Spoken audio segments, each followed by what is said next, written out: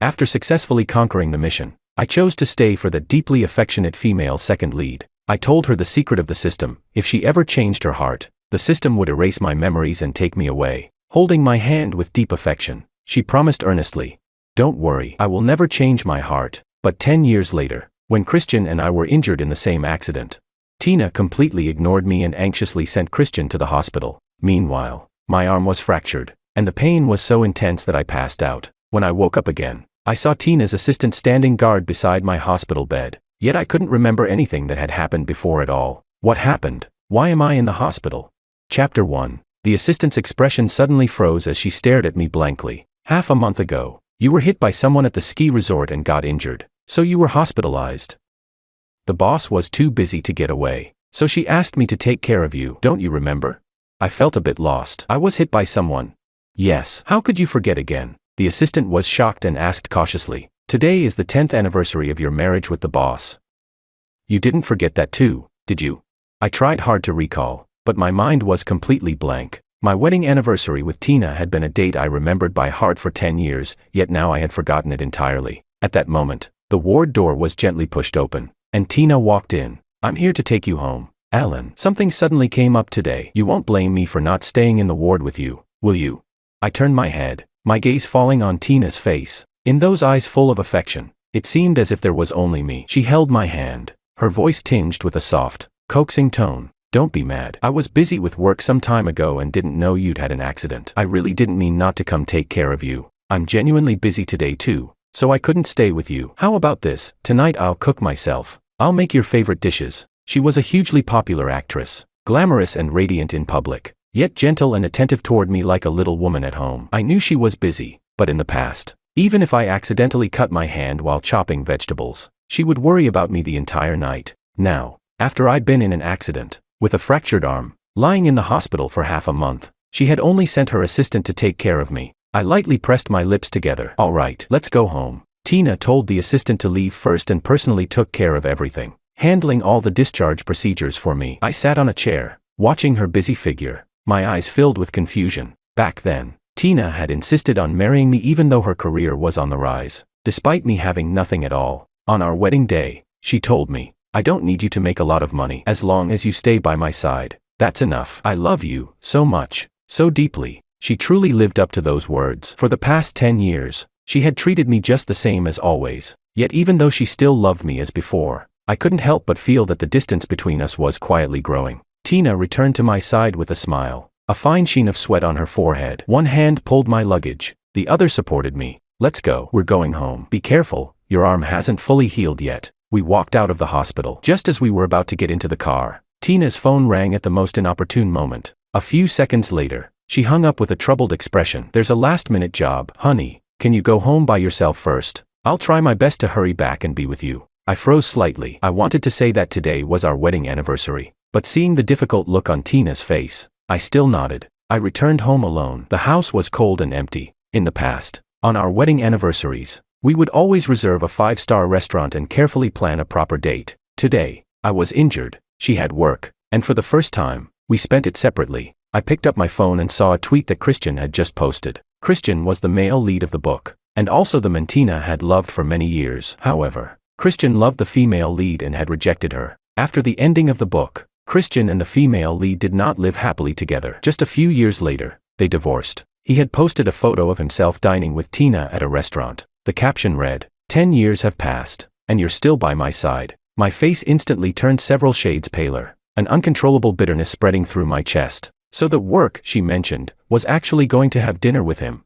My hands trembled as I tapped into his tweet. He updated his feed frequently. Nearly all the photos from the past year were related to Tina, pictures of them holding hands, or shots filled with ambiguous intimacy. Among them, one tweet from half a month ago caught my eye. "Got knocked over while skiing with my girlfriend. Just a small scrape, but she couldn't put her mind at ease and insisted I be hospitalized and taken care of around the clock. I'm really too lucky." Skiing. In an instant, memories of the accident from half a month ago came flooding back. That day, Tina and I had agreed to go out together, but she received a last-minute work notice and had to leave. So I went to the ski resort alone. Not long after I put on my skis, a figure speeding down from behind slammed into me hard. A sharp pain shot through my arm. I struggled to lift my head, and then I heard Tina's anxious voice ringing in my ears. Christian, are you okay?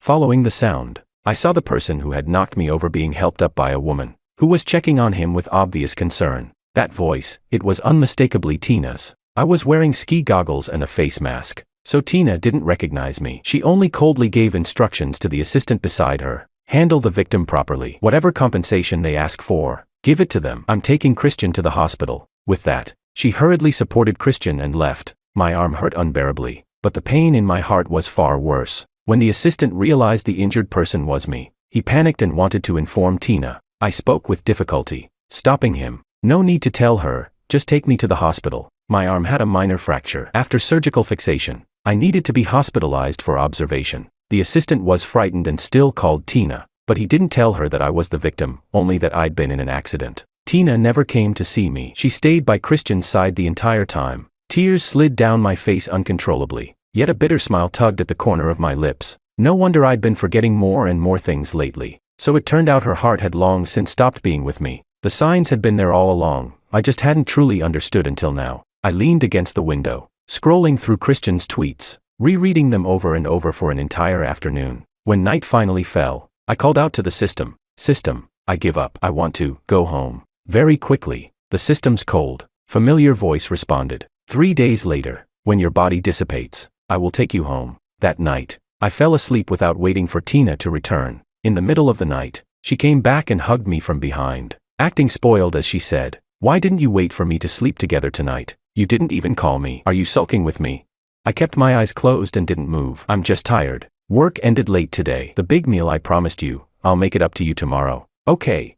Tina pressed her face against my back, coaxing softly, "Don't be mad." Thinking of the photo Christian had posted just hours earlier, my emotions tangled into a mess. I closed my eyes. All right, I would be leaving very soon. Whether her lies were exposed or not no longer mattered. Early the next morning, Tina pulled me from the dining table over to the wardrobe in the bedroom. "Do you remember where you put my white fishtail dress? I want to wear that one to an event today." I slowly shook my head. "I don't remember. You've always been the one organizing my clothes." But I truly didn't remember, so much so that I couldn't even recall what that dress looked like. Seeing that I still remained silent, Tina put her hands on her hips, clearly upset. "Are you angry because I didn't stay with you last night, or because I didn't stay with you in the hospital?" I already explained it. I've been extremely busy with work lately. I had no choice. I didn't have time to stay with you. "I'm not angry," I said softly as I looked at her agitated expression. "I just forgot. The system erased my memories." Tina grew even angrier. "It's been 10 years, and you're still using that non-existent system to lie to me. How could something like that possibly exist in this world?" Watching her frown deeply, bitterness and sour pain surged in my chest. So it turned out she had never believed in the system I mentioned, never believed it could really take me away. I didn't want to argue anymore. After a moment of silence, I spoke. "If you still love Christian, we can get a divorce." Tina's eyes instantly reddened. "Alan, how could you say something like that?" "Yes, I've loved Christian for 10 years. I can't completely cut ties with him, but it's only because his relationship with his wife ran into problems that I've been caring about him a bit more. You're my husband. Do you really need to be this petty? Nitpicking over him, even saying things out of spite about giving me to him. What do you take me for?" After saying that, Tina burst into tears. Without waiting for my response, she turned around and left. I stared at the door as it slammed shut. A fine, piercing pain spread through my chest, making it almost impossible to breathe. If things were really as she said, then why would my memories be gradually disappearing? "Tina, is it really that hard to admit that you've changed your heart?" The pain in my body steadily worsened, tormenting me until I couldn't sleep through the night. At dawn, I received a notification from the system. "Host, the day after tomorrow I will arrange for you to die in a car accident. Please prepare yourself." That evening, Tina came back, with Christian following behind her. She walked up to me and took my hand. Her expression was no longer as angry as it had been that morning, as if our argument had never happened. "Christian said he wanted to come check on your injury. I couldn't really refuse his kindness. I'll go cook. Can you two chat for a bit?" I glanced at Christian. "Go ahead and get busy." Tina stood on tiptoe, lightly kissed my lips, and whispered, "Don't argue. There's nothing going on between me and him." She went into the kitchen. I turned and stepped outside to get some air. Christian followed after me, his low voice carrying a hint of smugness. "Looks like your injuries are pretty serious. Too bad it's not about who's hurt worse. What matters is who's loved more." These past few days, I only had some scrapes, yet Tina stayed with me the whole time. "Does that make you sad?" My expression remained cold. "You came all this way just to say this?" Christian sneered. "I regret it. Tina loved me for 10 years. and I abandoned her for someone else. Fortunately, there's still a place for me in her heart. I still have time to win her back. I know you gave a lot for Tina, drinking yourself into the hospital to help her secure resources, nearly losing your life chasing away obsessive stalker fans. I can compensate you with money. Give her back to me. My vision went blank. All of that, I had actually forgotten everything. So it turned out I had already forgotten so many things about her. Seeing that I didn't respond, Christian grew dissatisfied. Why cling to her? Tina loved me for years. All I have to do is lower my head a little and she's happy. You can't compare to me at all. If you don't believe it, I can prove it to you. As he spoke, he suddenly shoved me aside, then jumped into the swimming pool himself, thrashing around and crying for help, making a huge commotion. I crashed heavily to the ground. The arm that had already been fractured sent a surge of pain through me so intense that cold sweat instantly soaked my back. Just as I was about to call out for help, a panicked voice suddenly rang out behind me. Christian. Tina rushed over without hesitation and jumped straight into the pool, pulling him up onto the shore. Christian looked utterly miserable as he leaned against her, forcing a bitter smile. Don't blame him. I just wanted to check on his injury, and maybe I touched a sore spot, or maybe he misunderstood our relationship. So he pushed me into the pool. Cough, cough. I should go home first. Tina suddenly turned to look at me, disappointment written all over her eyes. Yet she didn't scold me, she only said to Christian, he's just sensitive and tends to overthink. Don't take it to heart. You're injured, stay over at my place tonight. With that, she helped Christian up and walked back with him, then said to me without even turning her head, Christian will sleep upstairs tonight. You take the guest room. Christian glanced sideways at me, the corner of his lips curling into a triumphant smile, as if declaring his victory. From beginning to end, I didn't say a word. It wasn't that I didn't want to speak, the overwhelming pain in my body made even breathing hurt, leaving me without the strength to open my mouth. I watched Tina, who used to have only me in her heart, who would panic even if I accidentally fell, now coldly support Christian and walk away. It seemed there was no longer any need for me to explain anything. Suppressing the bitterness and pain in my chest, I used my uninjured arm to barely support myself, enduring the sharp agony in my fractured arm as I slowly made my way back to the living room. I rummaged through the house looking for the first aid kit, but couldn't find it anywhere. Just as I was about to give up and return to my room to rest, Tina appeared in front of me. Her face was expressionless, a first aid kit in her hands, clearly just used to tend to Christian's wounds. When she saw the blood stains on my arm, her expression changed abruptly. She hurried forward to support me. Did your wound split open? Sit down. I'll take care of it. I dodged her hand. No need. This bit of pain was nothing compared to the punishment the system had given me. Tina pressed her lips together tightly. Are you getting back at me? Because I didn't let you sleep upstairs. Now you don't even want me to treat your injury. Alan. You pushed Christian into the pool. He didn't do anything wrong. He's always treated you sincerely. Is it wrong for me to punish you a little? I looked at her and said calmly. He jumped in himself. Tina froze for a moment, then let out a cold laugh, the disappointment in her eyes deepening. Alan, whether it's the system that will take you away or Christian framing you, I'm begging you, stop lying. Okay. I love you. That love will never change. You don't need lies to hold our relationship together. After saying that, she left me no room to refuse and made me sit down, then began bandaging my wound. I wanted to argue back, but when I saw her cold, distant gaze, I finally lowered my head and chose silence. I had thought she would believe my explanation, even just a little. Now it seemed I really had been overestimating my place in her heart. After finishing the bandaging, Tina stood up and left immediately, not even sparing me another glance. I watched her retreating figure, a sudden sharp pain tearing through my chest. But as my memories continued to fade, the ache in my heart gradually dulled as well. Only the pain in my body grew more and more intense. I returned to my room and fell into an exhausted sleep. When I woke again, the system's notification appeared before my eyes. Host, there are 2 hours left before you return home. Please prepare yourself. I walked out into the living room. The villa was completely empty. Tina and Christian were both gone. I let out a bitter laugh. It seemed we were truly fated to miss each other. We couldn't even meet one last time. I took out the love letters Tina had given me, which I had treasured for 10 years, along with all the photos of us over the years, and burned them all. After taking care of everything, I went to the Riverside Bridge. The countdown to my death entered its final minute. Suddenly, I saw Tina and Christian in the distance, laughing and chatting as they got into the car. Immediately after, their car seemed to lose control and charged straight toward me. I was violently knocked into the air and fell off the bridge into the freezing sea below. In the very last instant before I plunged down, I saw the look of horror on Tina's face as she looked at me, and I heard that desperate cry, Alan.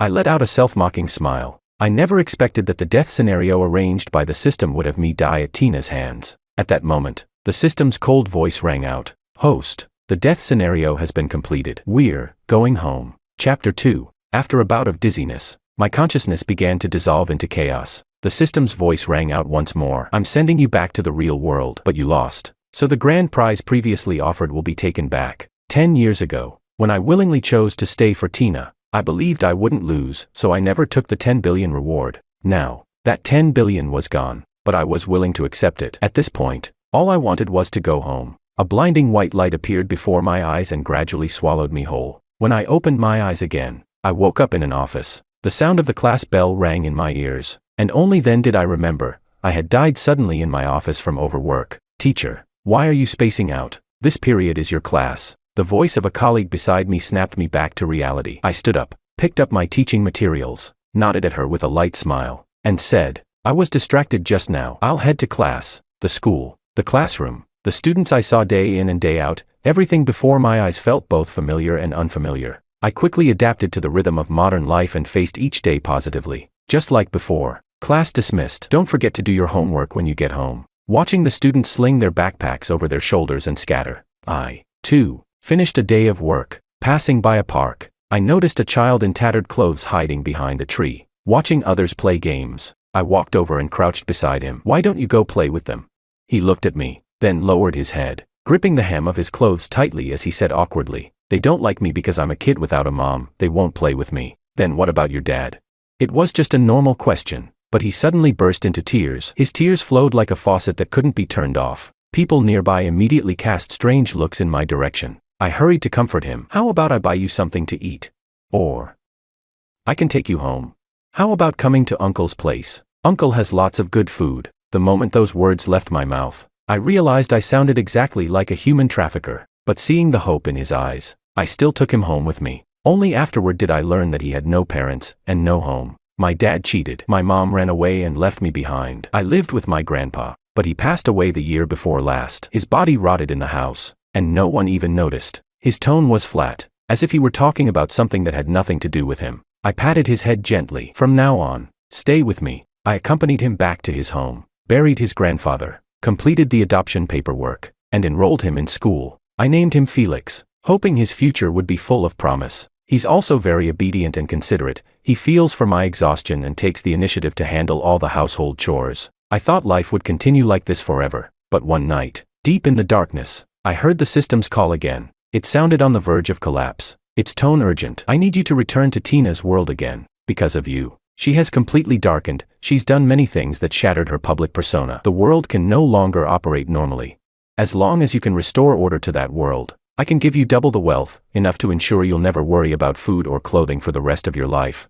After a long silence, I looked at the sleeping Felix. I only have one condition. Let me take him with me. No problem. Perhaps the situation was truly critical. The system agreed without the slightest hesitation. The moment I picked up Felix, a wave of dizziness surged through my mind. When I opened my eyes again, I was back on the overpass where I had died. Felix, jolted awake from his sleep, looked utterly confused. He grabbed my collar and asked, "Where is this? Am I dreaming?" I flicked his forehead lightly, set him down on the ground, and explained, "This is another world. I have something to take care of. So cool." At those words, he instantly perked up and began looking around excitedly. Although it was another world, time here flowed in sync with reality. It was already past midnight. Penniless in this world, I had no choice but to take Felix back to Tina's place. I entered the password, one I knew by heart, unlocked the door, and led Felix straight to the guest room on the first floor. The house was quiet. Tina was likely already asleep. We'd have to talk tomorrow. After coaxing Felix to sleep, I stared at the ceiling for a long time before finally drifting off. Just thinking about meeting her again threw my heart into complete turmoil. I couldn't even tell what kind of emotions I was feeling anymore. The next morning, I was woken by the sound of an argument outside the door. The sharp crash of a glass shattering instantly jolted me fully awake. I hurriedly got up and pushed the door open. Tina, throwing a tantrum in the living room, didn't notice any movement behind her at all. Her face was twisted with rage, an expression I had never seen before. "I want egg and lean pork congee. What is this crap you made? Are you trying to poison me?" The chef beside her didn't even dare to breathe loudly and could only explain himself humbly. "Miss, what I made is egg and lean pork congee." Liar. Another cup was immediately smashed to the floor, shattering into pieces. At a glance, I recognized it. It was the one Christian had given her. That seemed to be the first time she had ever mentioned Christian in front of me. That night, She had gone out for social engagements and came back completely drunk, barely able to walk. After I settled her on the sofa, I went to make some sobering soup, but couldn't find anything suitable to hold it. Later, I found a set of cups in the cabinet and used one of them to serve her the soup. The moment she saw the cup, she sobered up instantly. Panic filled her face as she poured the soup out and rushed into the kitchen to wash the cup. "Who told you to use this cup?" There was irritation in her voice. Not wanting to make her angry, I explained the reason. "This was a birthday gift Christian gave me. It's priceless. How could you use it to hold sobering soup?" That was the first time I had ever felt wronged by her. She had never lost her temper at me before, never. And the first time she did, it was because of another man. So the next day, when I cooked, I forgot her preferences. It wasn't until that evening, when she frowned and picked the cilantro out of her food, that I remembered she never ate scallions, ginger, garlic, or cilantro. Every cause has its consequence. The moment she developed feelings for Christian was the beginning of everything. "The egg and lean pork congee I want should be smooth but not greasy. Redo it. If it's still bad, I'll fire all of you." The congee she was demanding was something I could only make by adding my own techniques. She knew full well they couldn't make it, yet she still chose to torment them like this. At that moment, the butler, drenched in cold sweat from fear, turned his head and saw me. In that instant, his entire body trembled as if he had seen a ghost, terror filling his eyes. "Alan, you're not dead. Didn't you fall off the overpass?" Tina's body visibly stiffened. She wanted to turn around, yet didn't dare to. Then she scolded the butler harshly. "Nonsense. If he were back, why wouldn't he come see me? Don't think you can use Alan's name to get yourself out of trouble." Yet her voice trembled, thick with emotion. So, she would still feel heartbroken over me. After a long moment, I finally spoke. "Tina." The instant she turned around, her face was already drenched in tears. When she saw me, she froze in disbelief for a split second, then ran toward me barefoot, even though the floor ahead was covered in shards of broken glass. "Alan, I knew you wouldn't die. I knew you'd come back. Where have you been all this time? Why didn't you come back to find me?" I explained calmly. "A civilian boat happened to be passing under the bridge. They pulled me out of the water." She grabbed my hands helplessly, her voice choking. "I'm sorry. I'm so sorry. That day, I didn't mean it. I didn't see you." Her eyes were filled with nothing but me. She didn't notice at all that her feet had already been cut by the glass, blood streaming down. Seeing this, I frowned, scooped her up, and carried her toward the upstairs bedroom. Along the way, she clung tightly to my neck, her tears never stopping. "I know the truth now. It was Christian who framed you. After you fell from the overpass, I checked the surveillance footage. He pushed you, from beginning to end. He was the one lying to me. I was too stupid. I actually believed him. We've been married for 10 years. How could I not have trusted you? I was wrong. Alan. I'm the one who wronged you. Please give me one more chance. Let's start over. I swear. I'll completely cut ties with Christian. From now on, it'll be just the two of us, for life." After setting her down by the bed, she immediately reached out and grabbed my arm, stopping me from stepping back. "Don't leave me, okay?" I stayed silent for a long time before forcing the words out of my throat. "I'm going to get the first aid kit to treat the cuts on your feet." Only then did she loosen her grip, half believing, half doubting, her eyes never leaving me for a second. After I finished bandaging her wounds, she grabbed me again right away. "So, you've forgiven me, right?" I pulled her hand away with my other hand. When I looked at her, there wasn't the slightest trace of emotion in my eyes. I said flatly, "We're already over. Our relationship, I don't remember it anymore." Tina completely broke down when she heard that, disbelief written all over her face. "How is that possible? How could you forget our relationship? Don't you remember our wedding vows? We promised to stay together, to love each other, never to part. Alan, you loved me so much before." I don't believe it.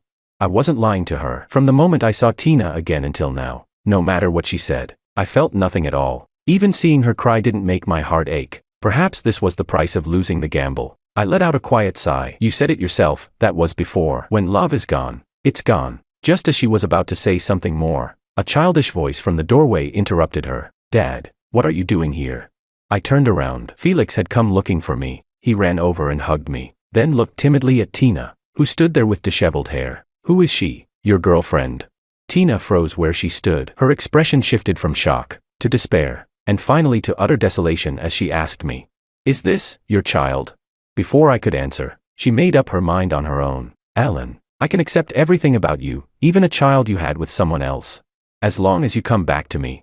I glanced at Felix with a faint, almost amused look. Any urge to explain vanished instantly. Maybe hitting her with reality a few more times would finally wake her up. So I said, "If you say you love me, Then give everything back, all the things I once did for you. From that day on, Tina and I lived together in a strangely delicate balance. On the surface, it seemed like we had returned to the intimacy of the past. But in truth, nothing she did stirred even the slightest ripple in my heart. She took over all the cooking, and tonight was no exception. Yet I stared at the bland dishes on the table and didn't pick up my chopsticks for a long time. Seeing this, Tina asked cautiously, "Is it not to your taste? I remember your preferences are the same as mine, you like light food the most." The next second, Felix snorted softly beside me, not even knowing he loves spicy food. "And you still have the nerve to say you love him?" Tina frowned immediately and shot back. "How is that possible? He's always cooked food like this, 10 years without change."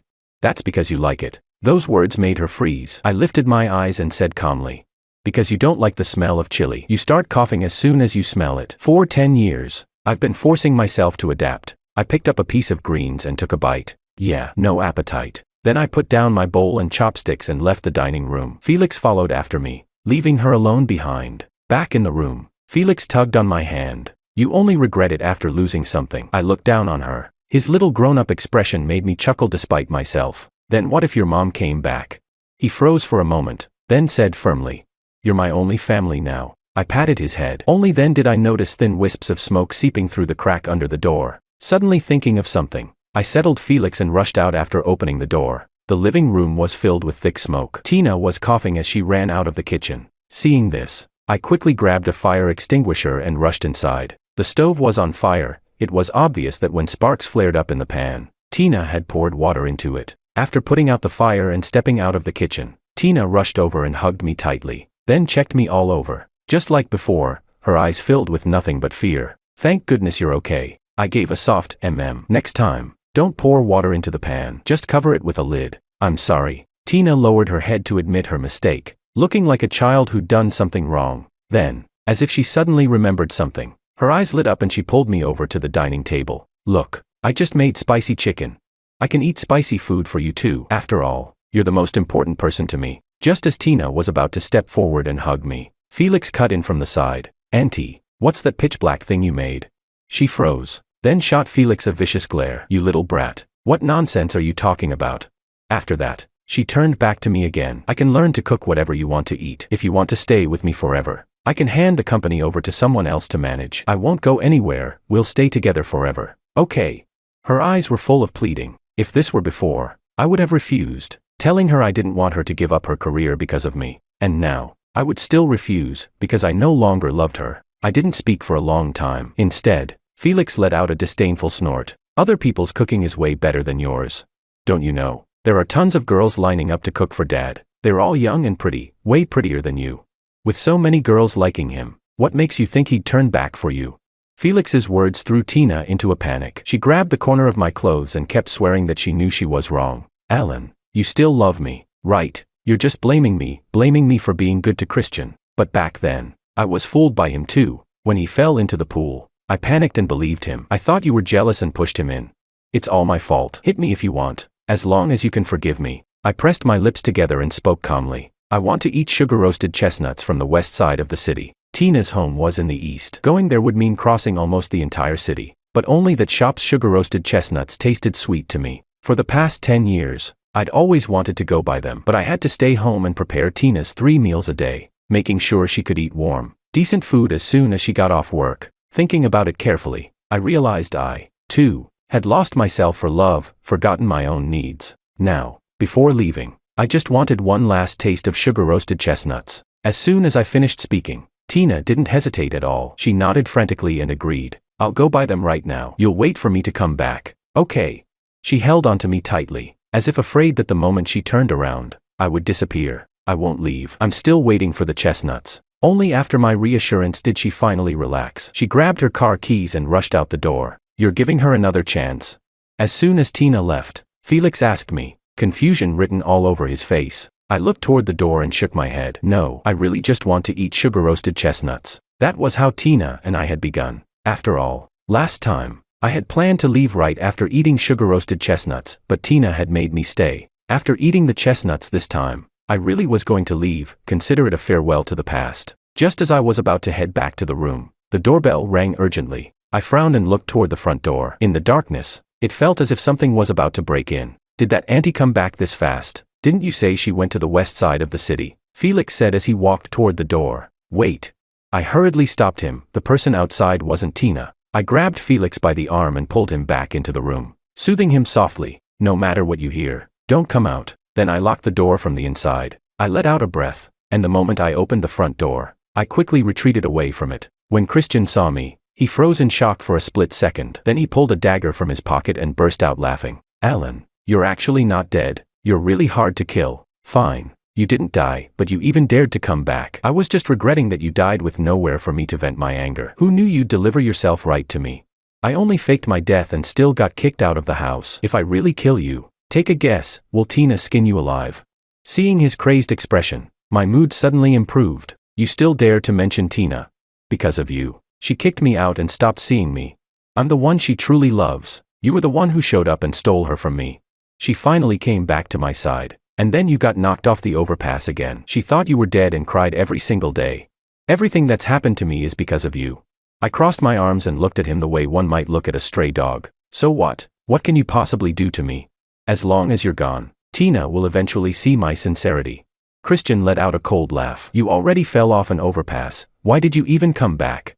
Then today I'll kill you. Only dead people don't come back. From now on, Tina will belong to me alone.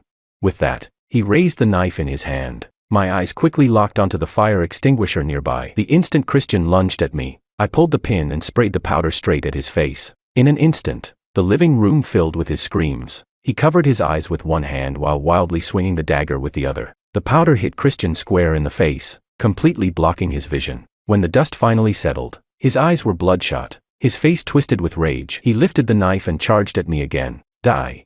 I dodged left and right, deliberately leading him toward the area where the glass cups had shattered earlier. My steps were nimble, carefully avoiding the shards on the floor. But Christian wasn't so lucky. He had no idea what had happened there before he arrived. With every step, he stomped straight onto the broken glass, letting out gut-wrenching screams. Yet he only grew more frenzied, until it seemed he couldn't feel the pain at all. Alan, I'll kill you.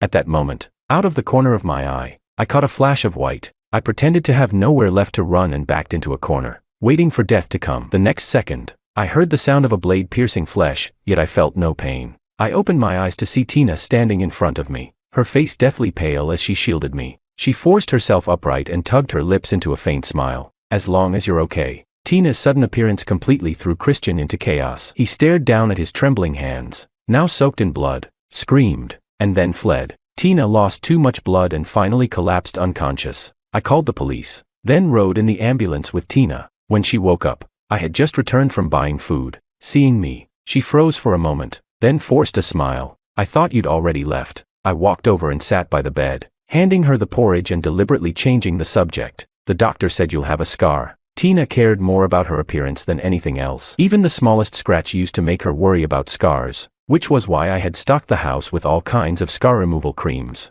But this time, she smiled indifferently. That way, every time I see it, I'll think of you. I pressed my lips together and didn't respond. Christian is at the police station. Once you're better, you can bail him out if you want. She frowned, completely baffled. Are you kidding me? He stabbed me with a knife. I almost died. Let the police sentence him however they see fit.